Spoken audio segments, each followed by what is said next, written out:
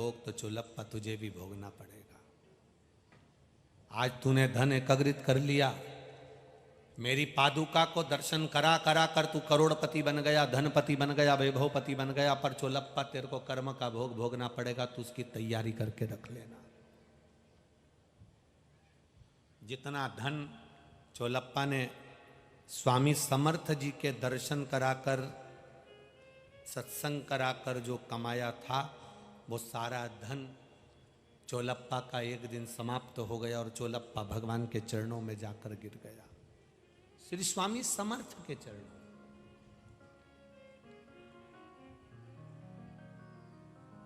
अहंकार में तीन गए, धन, वैभव और वंश। ना मानो तो देख लो, रावण, कौरव और कंस, ये तीनों अहंकार में चले गए। धन भी गया, वैभव भी गया और वंश भी गया, रावण भी गया, कौरव भी गया और कंस भी गया। आप अपनी भक्ति के बल को बढ़ाओ, आप अपने विश्वास को बढ़ाओ। मंदिर जाना, शिव जी को जल चढ़ाना, शंकर भगवान को जल चढ़ाने का कारण क्या है? घर के बच्चों को भी आदत डाली है, बहुओं की भी आदत डाली है, सास की भी आदत डाली है, ससुर की भी आदत डाली है। घर में रहने वाले प्रत्येक पति को भी कह दो, तुम दुकान 5 मिनट बाद खोलना, जाओ थोड़ा सा जल चढ़ा के आ जाओ। अरे तू भी वो सियोर वाले महाराज के चक्कर में पड़ गई, मुझे जल चढ़ाने का बोल रही है। क्या दिक्कत है जल चढ़ाने से? तकलीफ क्या है?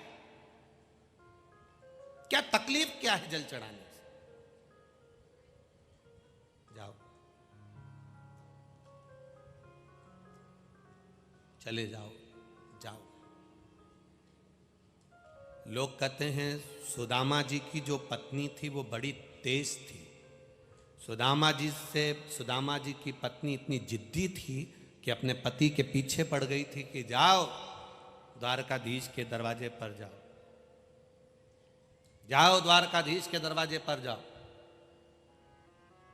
लोग कहते हैं सुदामा जी की पत्नी बड़ी क्रोधी थी, बड़ी जिद्दी थी।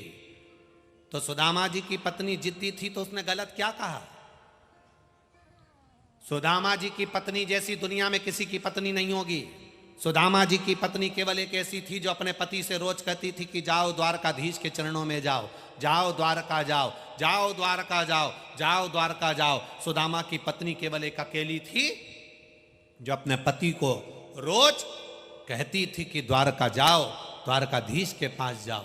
नहीं तो आज के जमाने की पत्नी सुबह से आवाज लगाती है, जाओ दूध की थैली लिया, जाओ सब्जी ले आओ, जाओ पानी ले आओ, जाओ थोड़ा आते आते घी ले आना, जाओ सामान ले आना।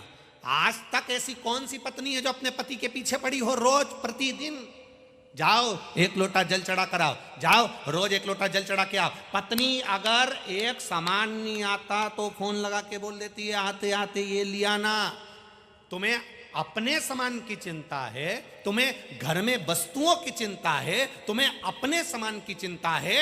हर पत्नी को अपने पति की भी चिंता होना चाहिए, क्योंकि दुकान पर बैठकर कमाने के लिए ऐसा संसार का कोई व्यक्ति नहीं मृत्यु लोक में आएगा तो उसको कमाने के लिए, घर चलाने के लिए झूठ भी बोलना पड़ेगा, घर चलाने के लिए कपट भी करना पड़ेगा, घर चलाने के लिए बेईमानी भी करना पड़ेगी, घर चलाने के लिए उसे प्रपंच भी करना पड़ेगा। दुनिया का ऐसा कोई पुरुष नहीं जो झूठ नहीं बोलता हो, प्रपंच नहीं करता हो। कमाने के लिए, अपने घर में कमाने के लिए, अपने बच्चों का पेट भरने के लिए, अपनी पत्नी का पेट भरने के लिए, अपने परिवार को चलाने के लिए दुकान पर बैठकर, नौकरी में, सर्विस में, हर जगह पर उसको एक ना एक झूठ बोलना ही पड़ता है।